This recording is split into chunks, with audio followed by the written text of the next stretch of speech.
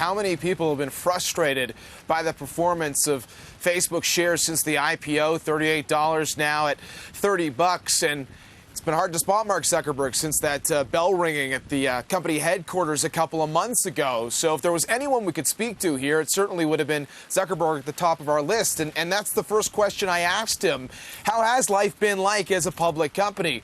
Well, it might surprise some, but Mark Zuckerberg says not much has changed. He actually said the bigger change was the fact that he got married shortly after the IPO.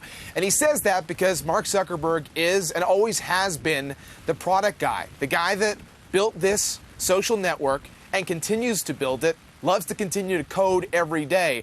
And for some shareholders, they might say, well, we want Mark Zuckerberg to be out there addressing the stock fall. The question is whether or not you'd rather have him doing that or working on the product. What are they working on? That is the big question, though. What is the major challenge for Facebook? And he quite simply said it is mobile. We've heard a lot about this, the fact that advertising dollars are flowing to your smartphone now. People are using Facebook at a much greater degree on their smartphones, but the advertising rates on your smartphones are not what they have been on the desktop.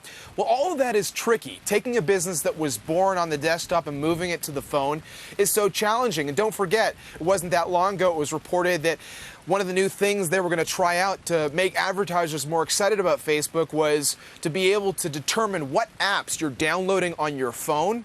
Well, what about the technology behind that enables them to potentially satisfy advertisers on that front?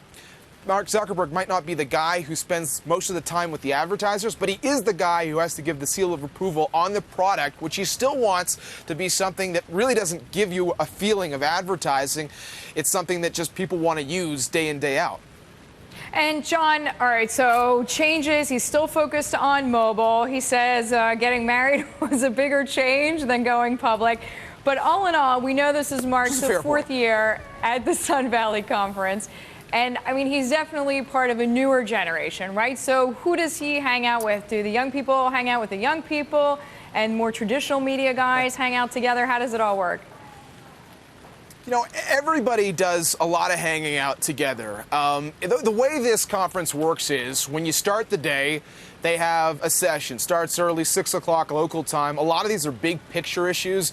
Some have to do with technology. Others are about things like China or the European economy. And then the deals the deal talks start. There are meetings. Now, it's not as if Allen Company, the firm that puts on this conference, puts a playbook together and says, okay, Apple, you're meeting with Facebook here, and Google, you're meeting with Amazon here. It's all very informal. You'll go get a drink with somebody, or you'll walk the path. Right now it's raining here, so maybe they'll grab an umbrella and go watch some of the outdoor ice skating. Who knows? But it's a very organic process. And we've heard about deals coming together through Sun Valley over the years, Google buying YouTube. They don't necessarily get stamped here, but the relationships get built here. So don't be surprised if over the next few months you do see some deals materialize because of the conversations that were taking place here.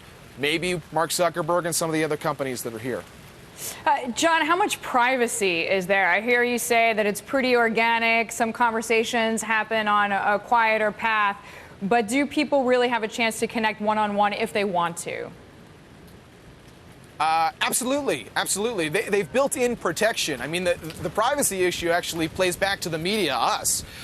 There used to be a time when the lunches were pretty open for the press to see. Now there are all sorts of trees that surround those areas. The security presence is incredibly noticeable, and I think that is due to the fact that the technology world, which is now a very big component of this conference, which was started as a media conference and a Hollywood conference, is so vital to the U.S. economy and all these players, whether it's Mark Zuckerberg or Jeff Bezos of Amazon or Eric Schmidt of Google. These are household names, celebrities to a certain degree, and they are getting their protection to continue making those businesses what they have become.